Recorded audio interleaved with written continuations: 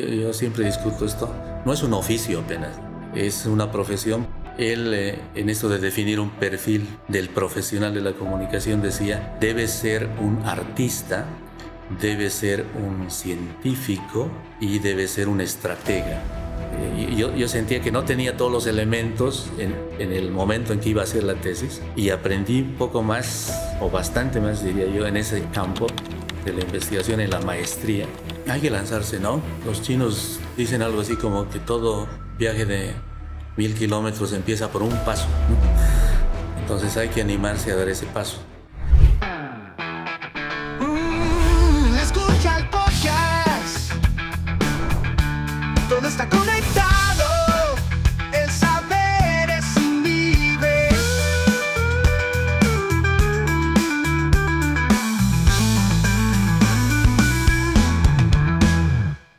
Muchísimas gracias por conectarse a este nuevo episodio de podcast UPDS Voces que Transforman. En esta oportunidad tenemos el honor de recibir a un invitado muy especial. Atentos principalmente para quienes somos apasionados por el área de la comunicación social. Hoy nos visita en la sala de podcast UPDS de la sede Tarija el doctor Eric Torrico. Permítanme presentarlo. Primero desde la parte formal, desde la parte académica, y luego lo vamos a conocer un poco más ya de manera personal. Él es PhD, Eric Torrico Villanueva, licenciado en Ciencias de la Comunicación Social. Eric Torrico es doctor en Ciencias de la Información por la Universidad Rey Juan Carlos en España. Sus líneas de investigación son el pensamiento comunicacional latinoamericano, las relaciones entre comunicación política y democracia, además de la decolonización comunicacional. Amigos, su aporte intelectual se refleja en varios libros que han sido publicados desde 1986, además de otras publicaciones en investigación relacionadas a la comunicación. Hoy estamos muy felices, emocionados, ustedes lo podrán notar, y todos quienes estamos tanto acá frente a las cámaras como detrás de cámaras, felices de poder contar con la presencia de Eric Torrico acá en Sala Podcast UPDS. Bienvenido. Gracias, Jimena, es un gusto para mí estar aquí en la UPDS, ¿no? Vengo de hace unos años, pero la veo así muy pujante, creciente, dinámica. Es un gusto. Muchísimas gracias. Bueno, en esta oportunidad lo que queremos en este encuentro es hablar un poco más de la vida de Eric Torrico, pero ya no solamente desde la parte formal académica, sino de quién es y qué le inspira para poder hacer todos estos aportes, estos estudios en comunicación. ¿Podemos conocer a Eric? Sí, trataremos. Trataremos de conocer. Entonces, a ver, Eric es boliviano. Sí, nacido en La Paz. Paceño. Pero de padres cochabambinos, ¿no? Como muchos en Bolivia, ¿no? Tenemos la familia un poco tal vez en el sur, un poco en el norte, etcétera, ¿no? Yo creo que eso nos construye también nuestra manera de ser, de pensar, demás. ¿Cómo es que decidimos estudiar comunicación social? Creo que recibí mucho de influencia de mi mamá, que se llamaba Lucy Villanueva. Ella era cantante en los años 40 y 50, ¿no? Cantante de boleros, de así, música melódica, baladas, pero también de música nacional. Pero al mismo tiempo fue locutora en varias radios de La Paz, e incluso hizo algunas actividades de reportería informativa en ciertos momentos. Y bueno, yo como que bebí de esa experiencia, y ya desde que era colegial me sentía atraído por la comunicación, por el periodismo, y tenía así fija la idea de que quería estudiar esto. En ese momento la única universidad que tenía la carrera era la Católica de La Paz, pero en ese momento, estoy hablando del año 78, estaba cerrada la Católica porque había un problema político que la mantuvo 3 años sin actividad. Y entonces, entre tanto, yo encontré un instituto en el que estudié relaciones públicas, ¿no? Lo más cercano, ¿no? Lo a más cercano. carrera. Y además ahí me encontré con alguna gente de medios que me llevaron a trabajar en los medios. Y después, bueno, cuando se reabrió la universidad ya me inscribí formalmente y desde ahí no me detuve, ¿no?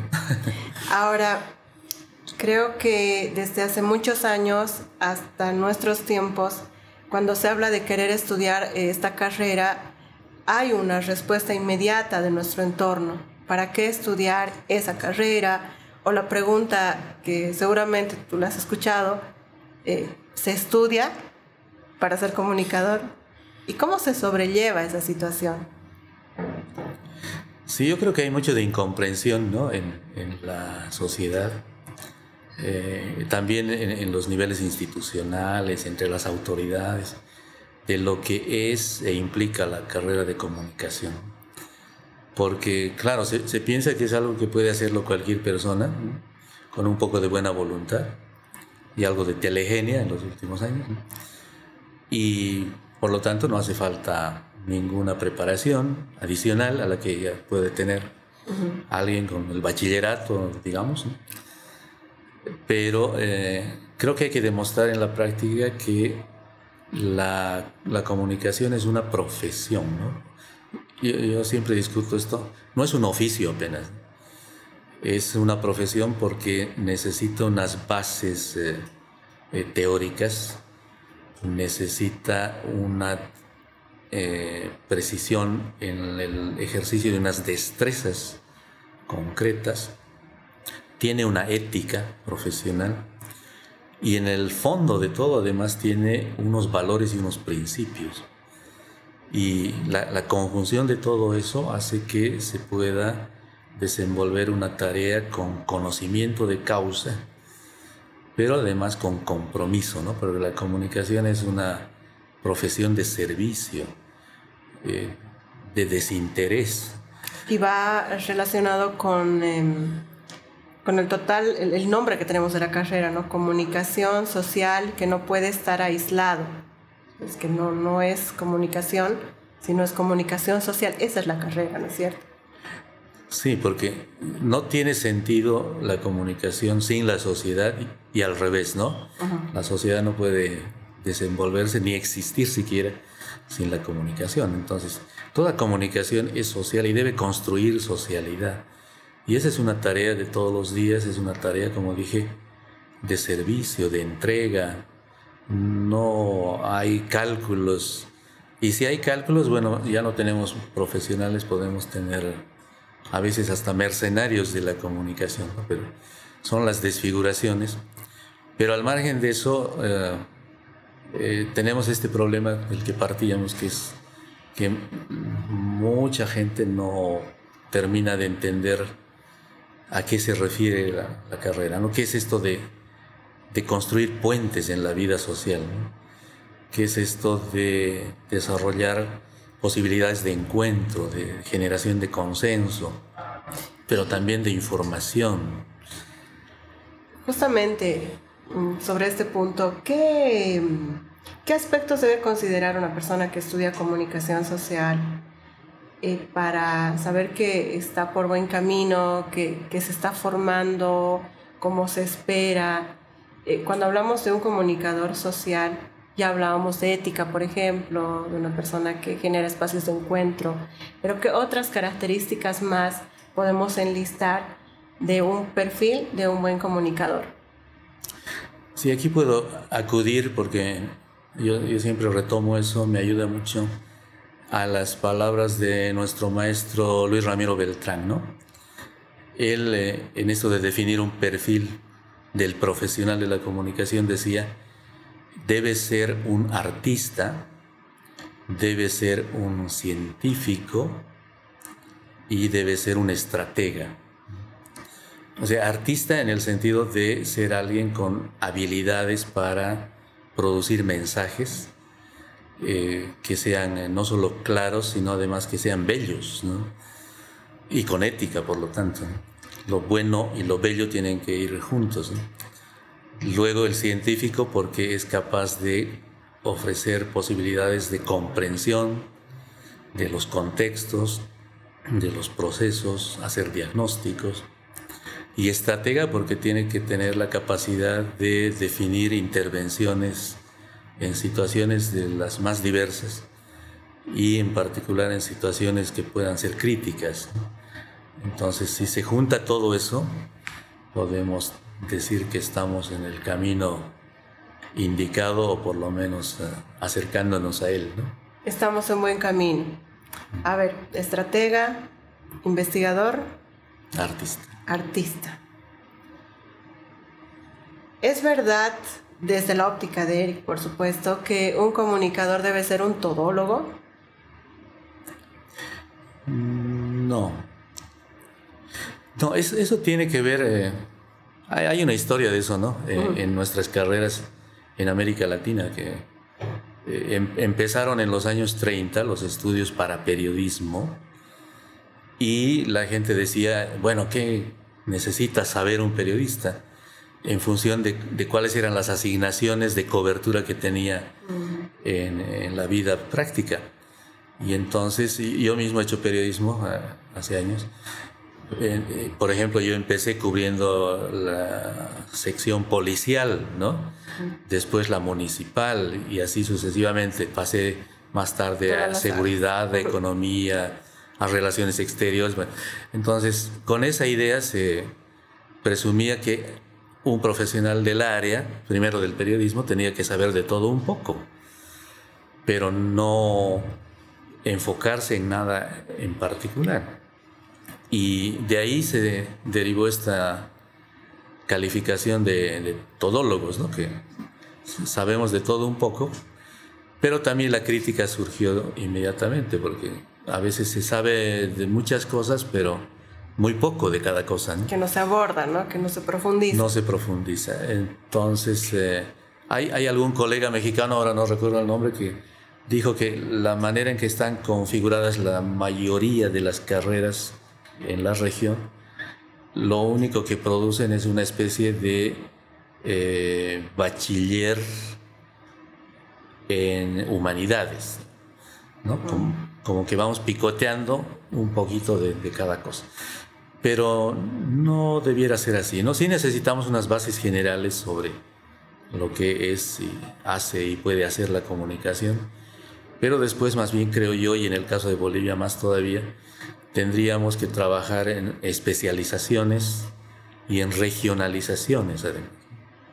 Qué importante, qué importante.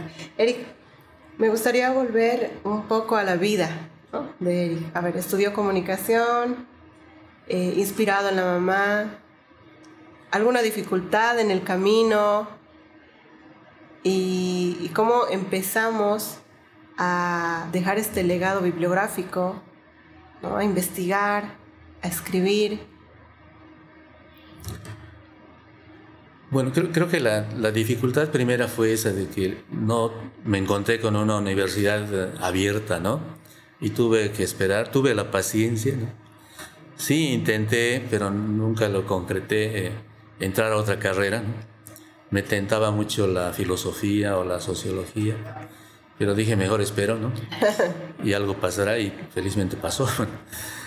Y también en este instituto que mencioné antes, que me dio formación en relaciones públicas, fui contratado como docente, ¿no? Antes de entrar a la universidad. Y es algo que me ha llenado siempre, esto de compartir, de orientar un poco. Y a partir de la docencia es que nace esta producción bibliográfica, ¿no? Por ejemplo, el libro de periodismo que tengo, que se llama Periodismo Apuntes Teórico-Técnicos, es el resultado de las clases. O sea, yo ya hacía periodismo mientras estudiaba, entonces pude complementar cosas que yo había aprendido en la universidad en esas materias, Y cuando empecé a dar esas materias en la Católica de La Paz, vi la necesidad de llevar eso a un escrito para que pudiese llegar a más gente, y no solo a la gente que estaba en universidades. Y ahí salió un primer libro que es una especie de manual de periodismo, ¿no? Uh-huh. Pero poco a poco me fui orientando cada vez más hacia la investigación, porque también, o sea, fue el resultado de mi propia experiencia. Por ejemplo, el libro que tengo de tesis, que se llama La tesis en comunicación, uh-huh, es producto de mi propia necesidad, ¿no? Yo sentía que no tenía todos los elementos en el momento en que iba a hacer la tesis, y aprendí un poco más, o bastante más diría yo, en ese campo de la investigación, en la maestría, y quise volcarlo eso en un texto que pudiese serle útil a alguna gente. Creo que estamos combinando la experiencia, la necesidad, la inquietud de poder dar a conocer lo que uno está poniendo en práctica y lo que conoce también, y creo que eso también puede inspirar, ¿no?, a las personas que en este momento nos están siguiendo, que muchos tenemos muchas cosas que decir, pero no nos animamos a sacarlo, a escribirlo, a poder transmitirlo a través de las letras, porque hay un fuerte legado bibliográfico de parte de Eric que puede ser una inspiración también para otras personas, ¿no? Ahora nos están viendo estudiantes, la comunidad de la universidad, de la UPDS, y estoy segura que muchos nos preguntan cómo doy este siguiente paso, ¿no? Me identifico con Eric. Sí, realizo prácticas. Tenemos una comunidad amplia que a la vez estudia y trabaja, ¿no? Entonces tiene un poco de ambas partes, de la teoría, la práctica, y puede escribir, puede contar. Pero ¿qué les decimos para que ellos se animen a hacerlo? Hay que lanzarse, ¿no? Los chinos dicen algo así como que todo viaje de 1000 kilómetros empieza por un paso, ¿no? Entonces hay que animarse a dar ese paso. Por ejemplo, el libro de periodismo que yo hice, lo escribí mientras hacía periodismo. Yo era periodista, ¿no? Y yo lo financié, ¿no? O sea, no estuve buscando que alguien me apoyara. Felizmente sí encontré un amigo en una editora que me dio crédito no sé cuántos meses, ¿no? Porque si no tampoco me era posible, ¿no?, sacar el libro. Pero con esa, digamos, importante contribución salió el libro. O sea, me animé. Ya era un problema endeudarme, ¿no? Pero me lancé al éxito, y salió después una segunda edición. Hasta ahora se usa, me parece, en varias de las universidades ese texto. Y seguimos produciendo libros, ¿no? Ahora mismo. Y estoy haciendo, bueno, he estado haciendo otras cosas más o menos con la misma lógica. Uh-huh. En algunos casos sí, más tarde ya conseguí editoras que me han auspiciado. Por ejemplo, el libro que les traje ahora, uh-huh, ha sido publicado por el CIESPAL, ¿no?, de Quito. Uh-huh. Y ahí, bueno, yo aporté el contenido, pero ellos hicieron toda la tarea editorial, ¿no?, editorial. Pero eso me ha costado, pues, años, ¿no? Claro. Pero el primer paso hay que darlo y el camino se va a abrir, ¿no? El camino se va abriendo, ¿no? Muchísimas gracias, Eric. Una última pregunta. Me gustaría que, por favor, saquemos al Eric niño. ¿Y qué le decimos hoy, después de todo este camino, todas esas dificultades, tal vez aventuras y situaciones que uno tiene que superar en la vida, y con esa frase, ¿no?, de que toda esa milla que la tengo que correr, pero primero debo dar el primer paso? ¿Qué le decimos a este Eric niño? No sé, bastante difícil. No sé, que tal vez no habría ese Eric niño imaginado lo que iba a ser más adelante, ¿no? Y si vuelco la vista hacia atrás, creo que, claro, estaba en otras cosas, tenía aspiraciones concretas de formación profesional, pero no de hacer estas elaboraciones de orden intelectual, de tener seguidores, de tener lectores, de tener colegas que usen mis materiales. Eso no había pasado por mi mente, ¿no? En ningún momento.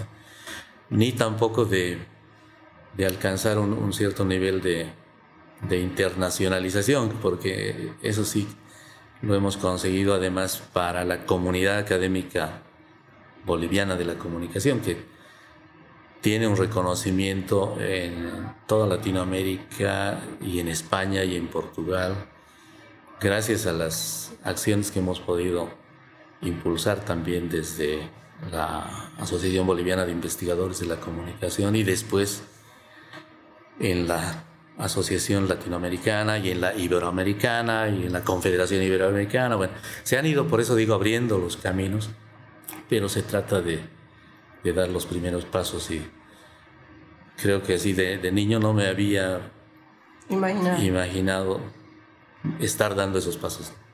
Muchísimas gracias por este tiempo, muchísimas gracias por este espacio, Eric. Es realmente un verdadero honor poder estar acá, y yo estoy segura que va a haber muchos más trabajos, aportes intelectuales. Nosotros les invitamos a que puedan revisar la bibliografía, es más, la vamos a compartir acá en el podcast, en la descripción. Ustedes pueden ver información acerca de ese autor, comunicador boliviano que tiene tantos aportes interesantes, muy enriquecedores para nuestra formación. Así que los invitamos a que lo puedan seguir también. Otra vez, gracias, Eric. Las palabras para despedirnos, por favor. Y bueno, esperamos que no sea la única vez, que podamos tener otro encuentro también acá en el podcast UPDS. No, ojalá que sí, yo con gusto lo haré si hay la oportunidad. Les agradezco como universidad, a ti, Jimena, aquí al equipo también, y a todos quienes nos están siguiendo, porque creo que la comunicación es compromiso, ¿no? Es militancia, ¿no? Es pasión, y tenemos que aportar eso porque tenemos mucha capacidad desde ahí, desde la comunicación, para construir una sociedad mejor, que creo que es el sueño de todos, ¿no? Siempre, o sea, eso no es que ya se alcance en algún momento, sino que hay que construir eso cotidianamente de aquí en adelante, ¿no? Gracias. Muchísimas gracias, Eric. Escucha el podcast. Todo está con